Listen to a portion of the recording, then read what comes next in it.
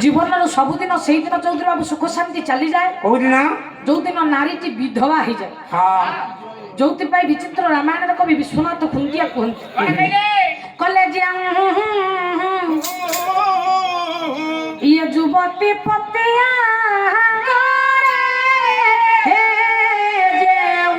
युवती पतिया घरे मरे जब शिवली तारे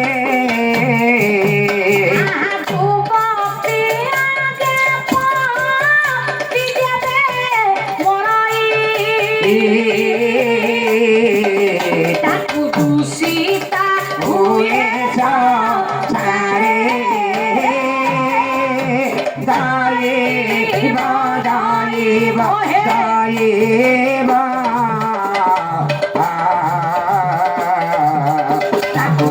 सीता हुए संसारे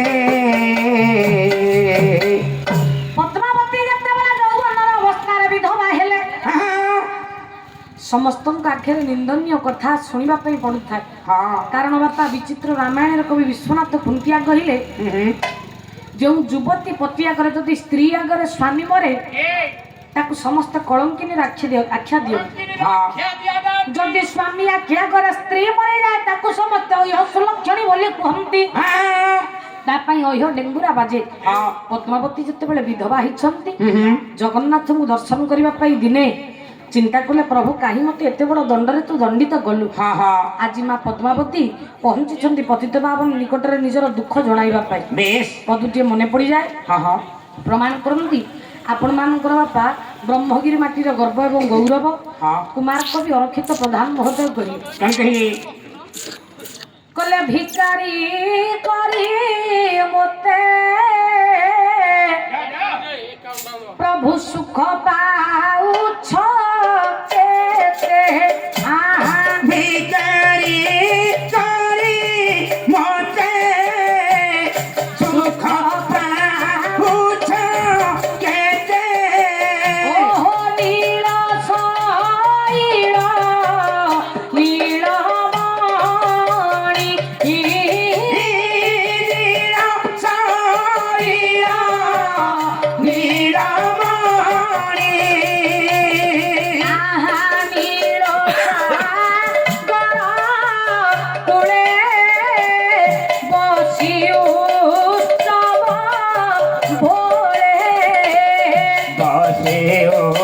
सब भोरे बसेओ सब भोरे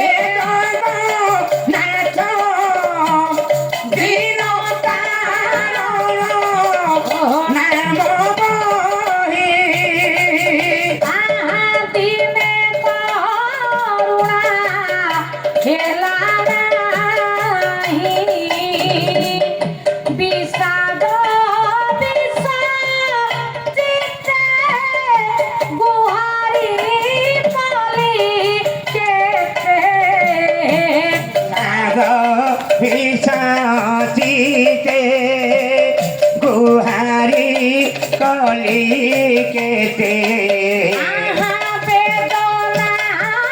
भूषा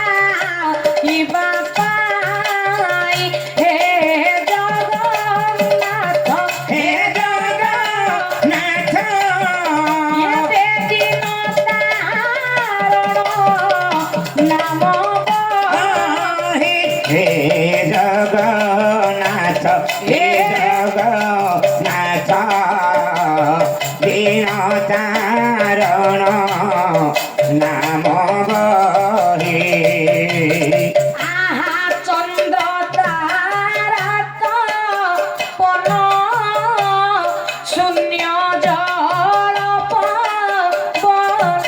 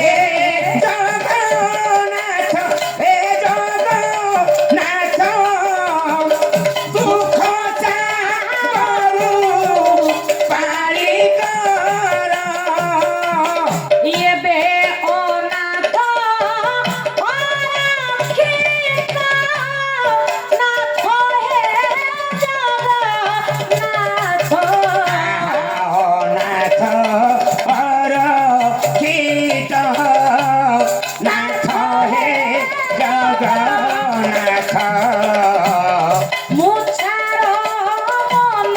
ମନୁଷ୍ୟ ମାତ୍ର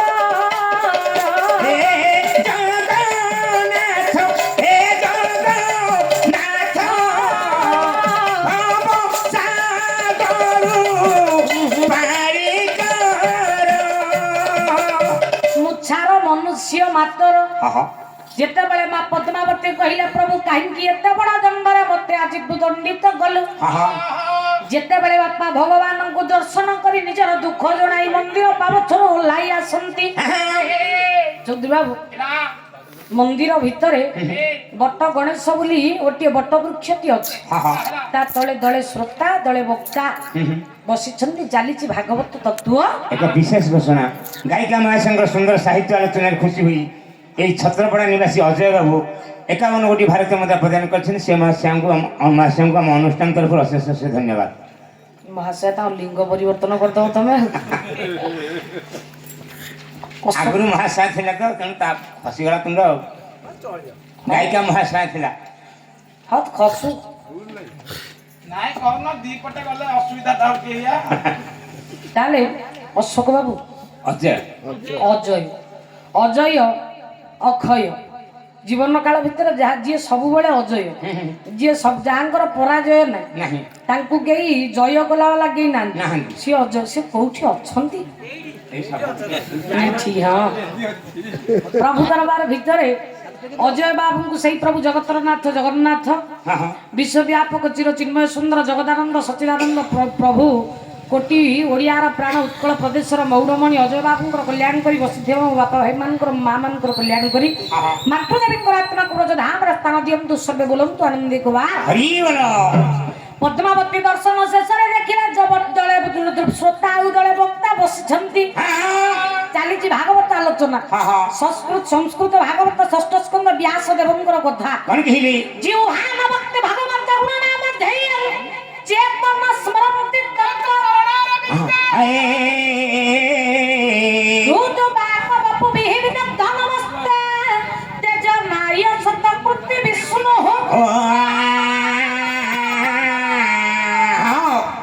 ପଦ୍ମାବତୀଙ୍କ କର୍ଣ୍ଣରେ ବାଜିଲା ଶ୍ରୋତା ମାନେ ସୁନ୍ଦର ଭାବରେ ଆଲୋଚନା କରୁଛନ୍ତି ସଂସ୍କୃତ ଭାଗବତ କର୍ଣ୍ଣରେ ପଡ଼ିଲା ଯୋଉ କଥାକୁ ଓଡ଼ିଆ କରିଦେଲେ ଭାଗବତରେ ଜଗନ୍ନାଥ ଦାସ କଲେ ଜିହ୍ୱାକୁ ନ ସଇ ନାମ ନ ଚିନ୍ତେ ଅଭୟ ଚରଣ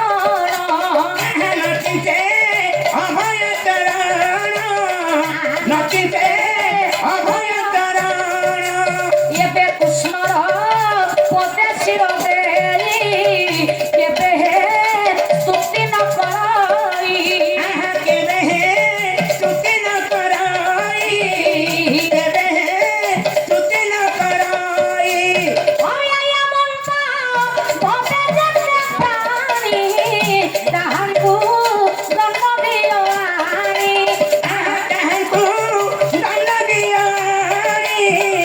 ତାହାଙ୍କୁ ଦଣ୍ଡ ଦିଅ ପଦ୍ମାବତୀଙ୍କ କର୍ଣ୍ଣରେ ବାଜିଲା ପଣ୍ଡା ମାନେ ବୁଝଉଛନ୍ତି ଯେଉଁ ବ୍ୟକ୍ତି ଜୀବନ କାଳ ଭିତରେ ଦିନେ କୃଷ୍ଣ ନାମ ତୁଣ୍ଡର ଉଚ୍ଚାରଣ ନ କଲା ଏମିତି ସଂସାରରେ ଯେତେ ପ୍ରାଣୀ ତାଙ୍କୁ ଗୋଟି ଗୋଟି କରି ଦଣ୍ଡ ଦେବା ଉଚିତ ପଦ୍ମାବତୀଙ୍କ କର୍ଣ୍ଣରେ ବାଜିଲା କହିଲେ କି ସୁନ୍ଦର କଥା ଆଉ ଏ କଥାକୁ ଛାଡ଼ି ମୁଁ ଘରକୁ ଯିବି ନା ଏ କଥା ଟିକେ ଶ୍ରବଣ କରିବି ତାପରେ ଡେରି ହଉ ପଛେ ଘରକୁ ପଦ୍ମାବତୀ ଯେତେବେଳେ ପଣ୍ଡାମାନଙ୍କ ପାଖରେ ଚୌଧୁରୀ ବାବୁ ପହଞ୍ଚିଲେ ପଣ୍ଡାଙ୍କ ପାଖରେ ଯେତେବେଳେ ପହଞ୍ଚିଲେ ଯେତେ ପଣ୍ଡା ଆମ ପୁରୀ ପଣ୍ଡା ଭାରି ଲୋଭୀ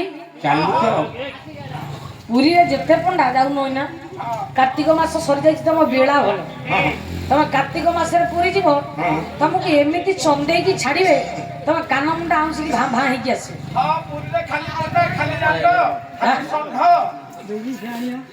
ବେଶୀ ସିଆଣିଆ ନା ଏ ଭଗବାନ ଆମେ ପୁରୀ ବାଲା ବଡ଼ ଚାଲୁ ଆଉ ନୁହେଁ କି ମଉସା ଖୋର୍ଦ୍ଧା ବାଲା ବେଶୀ ଚାଲାକି ନା ପୁରୀ ବାଲା କୁଆଡ଼େ ଚାଲାକି ସେତେବେଳେ ଆମ ସାଙ୍ଗରେ ଥିଲ ଏଇନା ଟିକେ ଜାଗା ବାଡ଼ି ସର୍ଟ ପରେ ଆମେ ତମକୁ ଭିନ୍ନ କରିଦେଇଛୁ ତାହେଲେ ଏକ ବିଶେଷ ଘୋଷଣା ଗାୟିକା ମହାଶୟଙ୍କର ସୁନ୍ଦର ସାହିତ୍ୟ ଆଲୋଚନାରେ ଖୁସି ହୋଇ ଛତ୍ରପଡ଼ା ନିବାସୀ ଦିଲ୍ଲୁ ସାହୁ 101 ଟଙ୍କା ପ୍ରଦାନ କରିଛନ୍ତି ସେ ମହାଶୟଙ୍କୁ ଅନୁଷ୍ଠାନ ତରଫରୁ ଅଶେଷ ଅଶେଷ ଧନ୍ୟବାଦ ଦିଲ୍ଲୁ ବାବୁ ବାବୁ ତା ଇଚ୍ଛା ହଉନି ବାବୁ। ନାଇଁ ଇଚ୍ଛା ହଉନଥିବ ତମରି ପାଖରେ ରହିବାକୁ ତ ଭଲ ପାଉଛି ସିଏ ଆଉ। ଦିଲୁ ବାବୁ କହିଲେ ବୃହବ ବାହନ ଦେଶାଂ ଦେଶାଂ ତ୍ରିକୋଚ ଧାରଣ ହଁ ହଁ ଶାଲପା ବାମ ଭାଗେନ କୁର୍ବନ୍ତୁ ତେ ମଙ୍ଗଳ ବୃଷଭ ହଂସ ଗରୁଡ଼ ସାବିତ୍ରୀ ଲକ୍ଷ୍ମୀ ପାର୍ବତୀ ତ୍ରିଶୂଳ ଚକ୍ର କମଣ୍ଡଳୁ ବ୍ରହ୍ମା ବିଷ୍ଣୁ ମହେଶ୍ୱର ଦିଲୁ ବାବୁଙ୍କର ସର୍ବବିଧ ମଙ୍ଗଳ କରି ପ୍ରଭୁ ଉତ୍ତରୋତ୍ତର ଉନ୍ନତି କରିବା ସହିତ ଅନୁଷ୍ଠାନ ଭିତରେ ପବିତ୍ର ଦରବାର ଭିତରେ ଉପବେଶନ କରି ଗ୍ରାମର ମଙ୍ଗଳ କରି ଭବିଷ୍ୟତ ଉଜ୍ଜଳ କରି ଦିଲୁ ବାବୁଙ୍କୁ କଲ୍ୟାଣ କରନ୍ତୁ ବୋଲନ୍ତୁ ଆନନ୍ଦ କୁମାର। ହରି ବୋଲ। ପଦ୍ମାବତୀ ଯେତେବେଳେ ଯାଆନ୍ତି ପଣ୍ଡା ଟିକେ ହାତ ବଢେଇ ଦେଲେ କହିଲେ ମା ଯିଏ ପୁରାଣ ଶୁଣିବ ହଁ। ଆମର ନିୟମ ରହିଛି କିଛି ଅର୍ଥ ବିନିମୟରେ ସେ ପୁରାଣ ଶୁଣିବ ଶୁଣିବ ଯଦି ତମେ କିଛି ଆମକୁ ଅର୍ଥ ଦବ ତାହେଲେ ଶୁଣିବ ନଚେତ ଶୁଣିପାରିବନି। ପଦ୍ମାବତୀ ଅଟାକୁ ହାତ ମାରିଲେ କହିଲେ ମୁଁ ତ କିଛି ଆଣିନି ଆଣିନି। ଏ ବାବା ମାନେ ହଁ, ହଁ। କେତିକି କଲ୍ୟାଣ କର ଆଜି ତମ ପୁରାଣ ଶୁଣିବି ବେଶ ମୁଁ କଥା ଦଉଛି କାଲି ତମ ଟଙ୍କା ଆଣି ତମକୁ ଆଜି ବାକି କାଲି ନଗଦ ଆଉ। ଆଜି ବାକି କାଲି ନଗଦ ହଁ। କହିଲେ ଆଜି ଶୁଣିବି କାଲି ତମ ଟଙ୍କା ତମକୁ ଦେଇଦେବି। ପୁରୀରେ ଯାଉନ ଦାଣ୍ଡରେ ଭାଇନା ମାନଙ୍କର ସବୁ ଭାଷା ଦେଖ ୟାହା ପୁଅ କେତେ ପ୍ରକାରିଆ ଭାଷା ସେ ଭାଷା ପାଟିରେ କହିହବ ହଁ ହଁ ହଁ ନୁହେଁ କି ସବୁ ପୁଅ ପୁଅ ଲଗେଇକି ତ କହିବେ କହିବେ ୟା ପୁଅ ଏଠି ନଗଦକୁ ବାଡିଆ ବାଡି ଝିଅ କହୁଛି ବାକିରେ ଖାଇବ ହଁ। ଚାଲ ଚାଲ ଚାଲ ପୁରୀରେ ଭାଇନା କହିବେନି ହଁ, ହଁ। ନଗଦକୁ ବାଡିଆ ବାଡି ଝିଅ ହେଇଛି ବାକିରେ ଖାଇବ। ଯେତେବେଳେ ପଣ୍ଡା ମାନେ ହାତ ବଢେଇଲେ ଅନୁରୋଧ କରି ଯେତେ କହିଲେ ବି ଶୁଣିଲେନି ବାରମ୍ବାର ଅନୁରୋଧ କରିବାରେ ଦର୍ଶକଙ୍କର ଶ୍ରୋତାଙ୍କର ଶୁଣିବାରେ ବ୍ୟାଘାତ ସୃଷ୍ଟି ହେବାରେ ପଣ୍ଡା ମାନେ ଯେତେବେଳେ ଗୋଳ ଧାମରେ ତଳେ କଚାଡ଼ି ପକାଇ ଦେଇଛନ୍ତି ମା ପଦ୍ମାବତୀଙ୍କୁ ପଦ୍ମାବତୀଙ୍କ ଆଖିରୁ ଲୋତକ ବାରି ଗଡ଼ି ଆସିଲା ଚିନ୍ତା କଲେ ପ୍ରଭୁ ଆଜି ମୋ ପାଖରେ କିଛି ଅର୍ଥ ନାହିଁ ବୋଲି ମୁଁ ତ ପୁରାଣ ଶୁଣି ପାରିଲିନି ମୁଁ ଶପଥ କରୁଛି ଯୋଉଦିନ ମୋ ପୁଅ ବଡ ହବ ସେଦିନ ମୁଁ ନୁହେଁ ଏ ସାରା ଜଗତ ତାକୁ ବିନା ପଇସାରେ ଶୁଣିବ। ମା ପଦ୍ମାବତୀ ଯେତେବେଳେ ଚିର ଶପଥବଦ୍ଧ ହୋଇଛନ୍ତି ଏ କଥାକୁ ବିଚାର କରି ଆଜି କିଛି ଦିନ ଯିବା ପରେ ପୁଅ ପାଖକୁ ଘରକୁ ଆସିଲେ ଜାଣିବାକୁ ପାଇଲେ ଶିଶୁପୁତ୍ର ଜଗନ୍ନାଥ ଦାସ ମାର ମୁଖମଣ୍ଡଳକୁ ଦେଖି ହଁ ହଁ ଏକ ବିଶେଷ ଘୋଷଣା ଗାୟିକା ମହାସଂଘର ସାହିତ୍ୟ ଆଲୋଚନାରେ ଖୁସି ହୋଇ ଚୈତନ୍ୟ ସାମନ୍ତ ସିଂହାର 110 ଟଙ୍କା ଏବଂ ସୁଷା ବାବୁ 50 କୋଟି ଭାରତୀୟ ଟଙ୍କା ପ୍ରଦାନ କରିଛନ୍ତି। ସେ ମହାସଂଘ ମାନଙ୍କୁ ଅଶେଷ ଅଶେଷ ଧନ୍ୟବାଦ। ତମେ କାହିଁ ଧନ୍ୟବାଦ ଦଉଛ? ଗାଇକା ଦେବେନି? ଗାୟକ ତାଙ୍କର ଆଶୀର୍ବାଦ କରିବେ ଆମେ ଧନ୍ୟବାଦ। ଆଶୀର୍ବାଦ ଦେବାକୁ ମୁଁ କିଏ ଠାକୁରଙ୍କୁ ଜଣେଇକି ଆଶୀର୍ବାଦ ଆପଣ ମାନେ ମତେ ଦେବେ ନା ସବୁଠୁ ପରା ମୁଁ ଛୋଟିଆଟେ ଆଶୀର୍ବାଦ ମୁଁ ପାଇବାର ଯୋଗ୍ୟ ଆଶୀର୍ବାଦ ଦେଲା ବାଲା ସିଏ ଦେବ ନମସ୍ତେ ଅନନ୍ତା ସହସ୍ର ମୂର୍ତ୍ତେ ଚୌଧୁରୀ ବାବୁ ଯିଏ କଲ୍ୟାଣ ଦେଲା ବାଲା ସିଏ ହେଉଛନ୍ତି ବିଶ୍ୱବ୍ୟାପକ ଚିରଚିନ୍ମୟ ସୁନ୍ଦର ସେଇ ପ୍ରଭୁ ଭଗବାନ। ତମେ ଆଉ ଗୋଟେ ପିନି ଦଉନ ପାଉଛି କଣ ଯୋଉଦିନ ତ ଆଣୁଛି ସେଦିନ ପଇସା ଆଣୁ ଯୋଉଦିନ ନ ନେଇକି ଆଉଛି ସେଦିନ ଯାହା ଭାଇ ତମକୁ ନମସ୍କାର ମୁଁ ଯୋଉଦିନ ଆଣୁଛି ମଉସା ସେଦିନ ପଇସା ଆଣୁ ନାଇଁ ଯୋଉଦିନ ନ ଆଣୁଛି ସେଦିନ ଯଦି ହଉଛି ସେ ପଛେ ଖାଲି ନ ଆଣିକି ବି ଗୁଡାଏ ଜାଗାରେ ଏମିତି ଦେଇଛନ୍ତି କହନ୍ତି ଝିଅ ପିନି ଦେଲେ ମୁଁ କହିଲି ପିନି ଆଣିନି ନା ପିନି ତ ଆଣିନି ଆମ ପଇସା ଆମେ ନେଇକି ଯାଉଛୁ କୋଉଠିକି ତମେ କଣ ଗରିବ ପୁଅ ମୋ ବୋଉ କିନ୍ତୁ କହୁଛି ତୁ ପଇସା ମିଳୁ କି ନ ମିଳୁ ସଫ୍ଟ ପିନ୍ ନେଇକି ଯାଇଛ କିଏ ଆଉ କଣ ମୋ ବୋଉ କାହିଁ ଲୋଭି ହବ ସେ କହୁଛି ନେଇକି ଯାଇଛ ନେଇଥିଲେ କାମରେ ଆସିବ ଟଙ୍କା ଆଣିବୁ ବୋଲି କଣ କହୁଛି କି ନା ତେଣୁ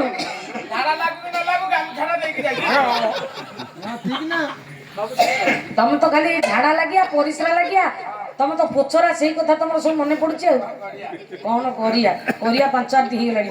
ଚୌଧୁରୀ ବାବୁ ଚୈତନ୍ୟ ବାବୁ ସୁଶାନ୍ତ ବାବୁ ଭାରତୀୟ ମୁଦ୍ରା ପ୍ରଦାନ କରିଛନ୍ତି 150 କୋଟି ପୀଠାଧୀଶ ଚୈତନ୍ୟ ଠାକୁର ସେଇ ପ୍ରଭୁ ଚୈତନ୍ୟ ମହାଭାବାନୁ ଭାବାୟ ପାପିପା ପାପହାରିଣୀ ରାଧା ଭାବାନୁ ଭାବାୟ ଚୈତନ୍ୟାୟ ନମୋ ନମଃ ସେଇ ପ୍ରଭୁ ଚୈତନ୍ୟ ସୁଶାନ୍ତ ବାବୁଙ୍କର ଏବଂ ଚୈତନ୍ୟ ନିଜେ ଚୈତନ୍ୟ ବାବୁଙ୍କର କଲ୍ୟାଣ କରି ଉତ୍ତରୋତ୍ତର ଉନ୍ନତି କରନ୍ତୁ ସପରିବାରକୁ ସୁଖ ଶାନ୍ତି ସମୃଦ୍ଧି ପ୍ରଦାନ କରି ଭବିଷ୍ୟତ ଉଜ୍ଜଳ କରନ୍ତୁ ଉଭୟଙ୍କର ପ୍ରଭୁ କଲ୍ୟାଣ କରନ୍ତୁ ସବେ ବୋଲନ୍ତୁ ଆନନ୍ଦିତ ବା ପଦ୍ମାବତୀଙ୍କ ମୁଖମଣ୍ଡଳକୁ ଦେଖି ଜଗନ୍ନାଥ ଦାସ ପଚାରିଲେ କହିଲେ ମା ଆଜି କାହିଁ ତ ମୁଖମଣ୍ଡଳ ବିଷାଦ ନା ଆଜି କାହିଁ ପାଇଁ ମାତ ବିଷାଦ ବଦନ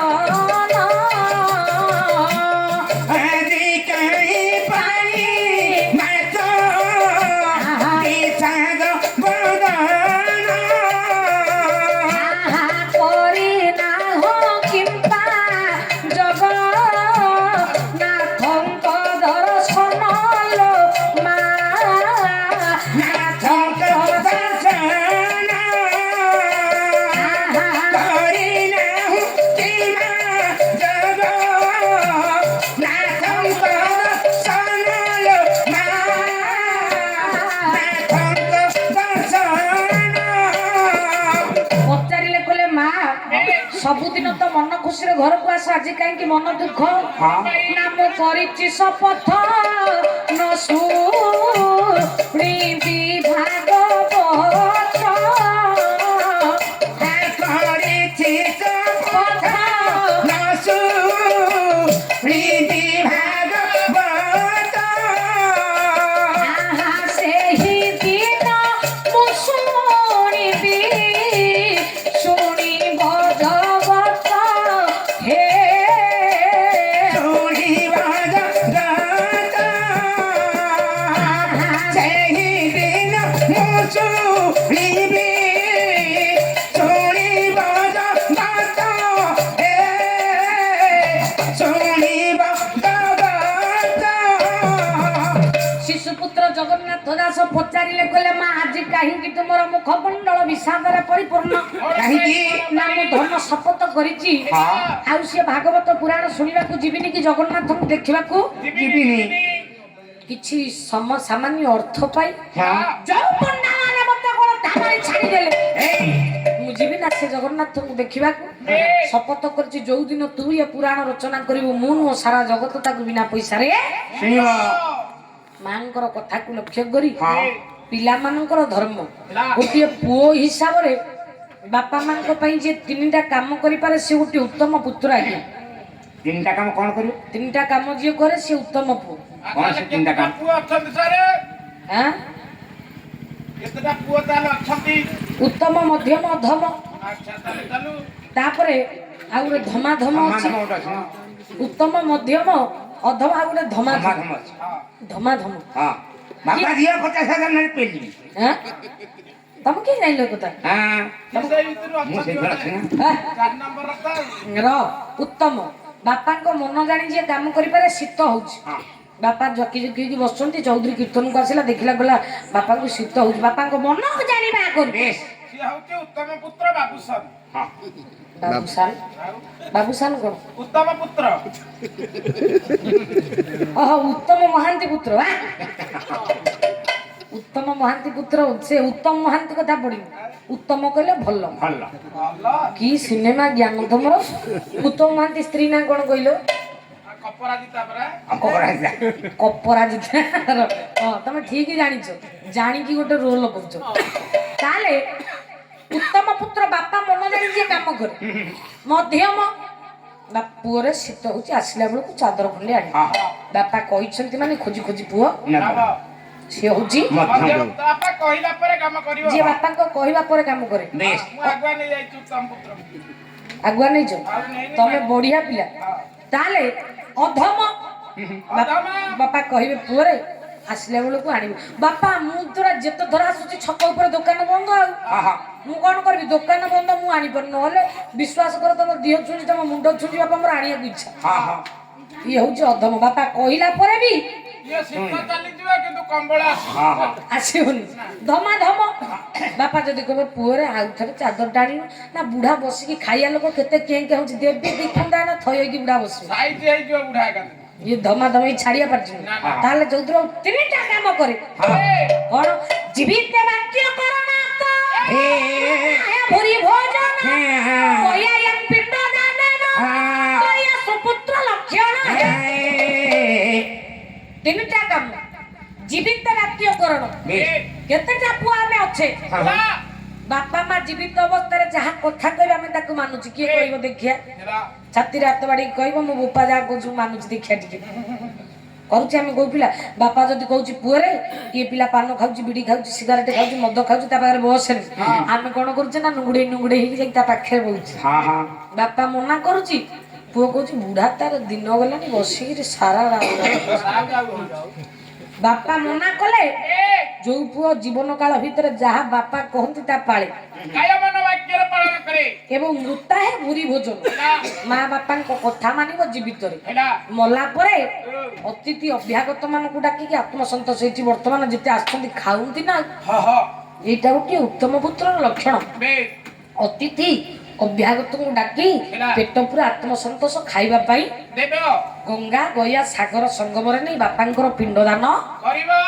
ଯୋଉଥିପାଇଁ ଆପଣମାନଙ୍କର ବିହାରୀଲାଲ କର୍ମକାଣ୍ଡ କହିଲେ କଣ କହିଲେ? କୁରୁକ୍ଷେତ୍ରେ ଗୟା ଗଙ୍ଗା ପ୍ରଭାସ ପୁଷ୍କରାଣୀ ଚ ଏତାନି ପୁଣ୍ୟ ତୀର୍ଥାନି ଜଳେସ୍ମିନି ସନ୍ନିଧ୍ୟ କୁରୁ ଗଙ୍ଗେସ୍ତ ଓಂ ଗଙ୍ଗେସ୍ତ ଯମୁନା ଚୈବ ଗୋଦାବରୀ ସରସ୍ୱତୀ ନର୍ମଦା ସିନ୍ଧୁ କାବେରୀ ଜଳେସ୍ମିନି ସନ୍ନିଧ୍ୟ କୁରୁ ପୁଣ୍ୟ ତୀର୍ଥ ମାନଙ୍କରେ ନେଇ